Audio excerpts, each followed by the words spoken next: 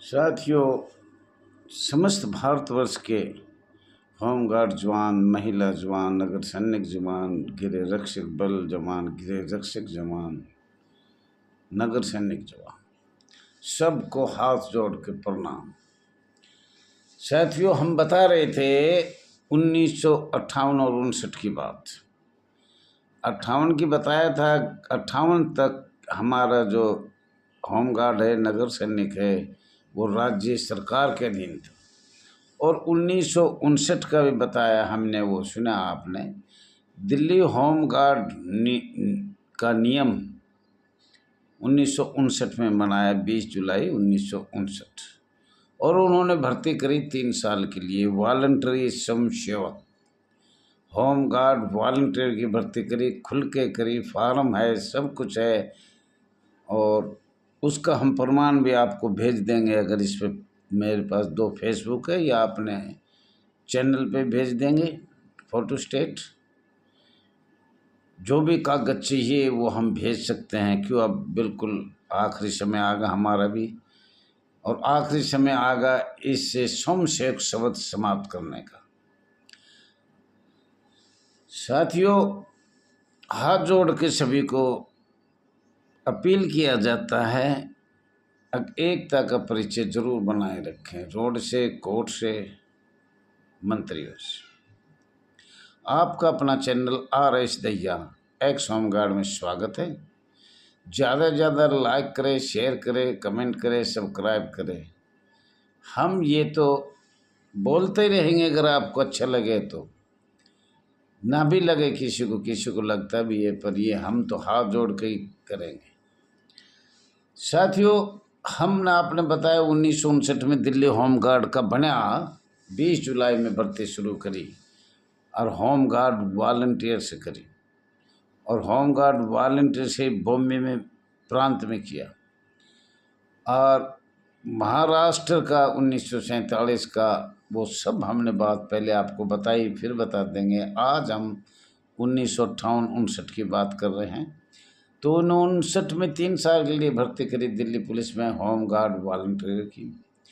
तो साथियों, 59 में भर्ती करी, 60 और 61 जब तीसरी साल इनकी समाप्त हुई, तो 61 में क्या किया, दादर नगर हवेली भारत का संविधान संशोधन 10वां अनुसूची 1 में शामिल किया गया। यह आपको थोड़ा सा पढ़ना पड़ेगा, और मैं भी ये चाहता हूँ अब कुछ आदमी मेरे साथ पढ़कर कुछ मेरी समस्याओं को समाधान करवा सकते हैं, लेकिन आज किसी के पास समय नहीं है। घर परिवार चलाना इतनी महंगाई में बहुत मुश्किल है, क्योंकि जिसको ज्ञान है वो निकाल रखे हैं, सेवा मुक्त कर रखे हैं। जो अच्छा जानकार है, महिला हो चाहे होमगार्ड हो, उनको सेवा मुक्त कर देते हैं। और जो नौकरी कर रहे हैं उनको बहुत कम ज्ञान है। दिल्ली में तो इसके बारे में सिर्फ कप्तान सिंह है दिल्ली का। कप्तान जितनी जानता है उतनी दिल्ली में कोई इस एक्ट के बारे में नहीं जानता है, कहाँ कितनी अड़चन है। और भी बाहर भी है, लेकिन कोई बुजुर्ग ज़्यादा हो गए, कोई नौकरी से निकाल दिया मेरे बहन भाई, तो वो समय नहीं दे सकते, इसलिए है। लेकिन इसका हम उजागर ज़रूर करेंगे। 61 में सरकार को क्या किया, पीछे की भी हम बताएंगे, आगे की भी हम बता रहे हैं। कुछ आपको भी पढ़ना पड़ेगा, यह हाथ जोड़ के निवेदन करता हूँ। आप भी कुछ, मैं जल्दी में जैसे नेट खर्च होता है तो कुछ बोल जाता हूँ, लेकिन आपको कुछ पढ़ना पड़ेगा। और मैं 1 साल का ही बताऊँगा, वो उसे इतना लंबा चौड़ा है कि मैं अकेला बता भी नहीं पाऊँगा, लेकिन मोटे मोटे अक्षर जरूर हेड तो बताऊँगा। साथियों, 61 में जब 3 साल होने लगी, तो दादर नगर हवेली बता दिया, 11 अगस्त 1961 है।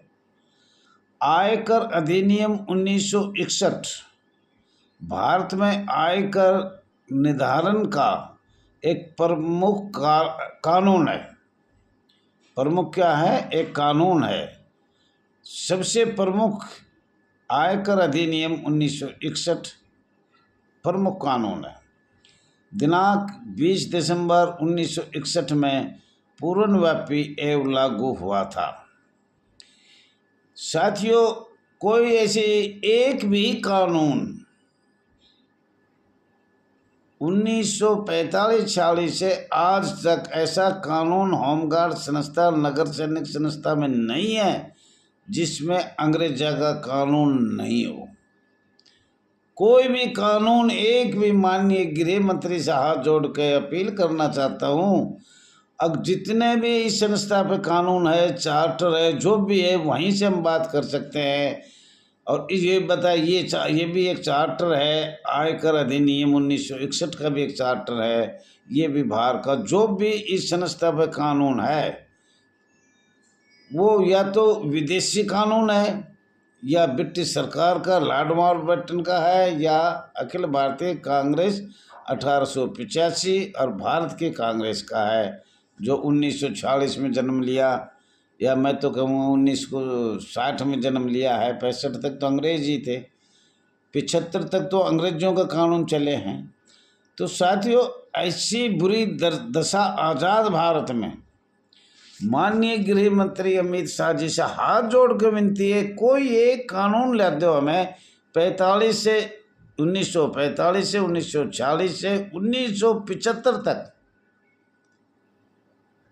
और कहो तो 80 तक, एक भी कानून, नियम, एक्ट, अधिनियम बिना अंग्रेजों का इस संस्था पे हो। और दबा गया है, शक्तियाँ लगा कर दबा गया है, वो भी हम बताएंगे कहाँ कहाँ कितनी शक्तियाँ। एक भी कानून ऐसा नहीं है जो मन सफी से बनाया हो, सब खुश होकर बनाया हो। सब महामहिम राष्ट्रपति की शक्तियाँ लगाकर, माननीय केंद्र सरकार ने अपनी शक्तियाँ लगाकर बनाया है। कोई भी, तो इससे ज़्यादा माननीय गृह मंत्री जी क्या कह सकते हैं। हम तो जी रहे हैं, पता ना किसके सहारे। कहते हैं कि भाई संविधान सर्वोपरि है, संविधान से ही हमें काटा है। 1946 से संविधान से आज तक हमें संविधान से वंचित रखा है। क्या करें, कितने रोए, दुख की गाथा किस किस को बताएं। जो हमारे जवानों या महिला जवानों को या कोई भी किसी के साथ हो रहा है, वो दुख की गाथा किसको बताए। कुछ सुनने वाला इस भारतवर्ष में नहीं है। हमने